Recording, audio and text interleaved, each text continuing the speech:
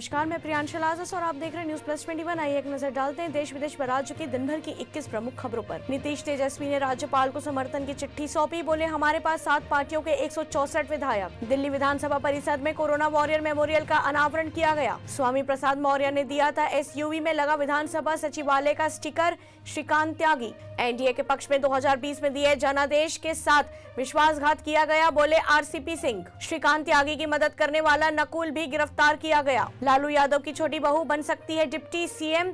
Tejashwi Yadav party चलाएंगे, पहले भी लालू ऐसा कर चुके हैं। ताइवान के पास चीन के 45 विमानों और 10 जहाजों के संयुक्त अभ्यास किया, ताइवान रक्षा मंत्रालय ने बताया। ISIS आतंकी सबाउद्दीन आजमी को UP ATS ने आजमगढ़ से किया गिरफ्तार। स्वतंत्रता दिवस पर यूपी को दहलाने की थी साजिश। अपराधियों को देश से भागने से रोकने के लिए सरकार ने उठाया बड़ा कदम, एयरलाइंस को निर्देश जारी किए। गालीबाज त्यागी मेरठ से गिरफ्तार, नोएडा में महिला से बदसलूकी के बाद था फरार। PIL मामला, कोलकाता पुलिस ने ED के अधिकारी को भेजा नोटिस।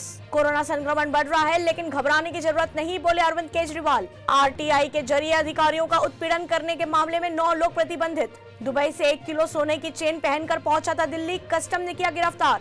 पूर्व LG ने सिसोदिया के भ्रष्टाचार के आरोपों को नकारा, कहा हमने अपना संवैधानिक कर्तव्य निभाया। दिल्ली के मुख्यमंत्री अरविंद केजरीवाल ने मयूर विहार में फहराया 500वां तिरंगा। CWG स्कैम भ्रष्टाचार के आरोपी चीनी नागरिक के प्रत्यर्पण की मांग करेगी CBI। विभाजन के समय बिछड़े थे 92 वर्षीय सरवन सिंह, अब पाकिस्तान में रिश्तेदारों से मिले। कोयला संकट से निपटने के लिए सरकार ने कारगर कदम उठाए, बोले प्रहलाद जोशी। केरल की महिला को मिला अंतर्राष्ट्रीय उद्यमी पुरस्कार। RRR के डायरेक्टर संग काम कर रहे महेश बाबू, बोले राजमौली की एक फिल्म में 25 फिल्मों जितनी मेहनत। ऐसी जानकारियों से अपडेट रहने के लिए देखते रहिए न्यूज प्लस 21, आपके हक की बात।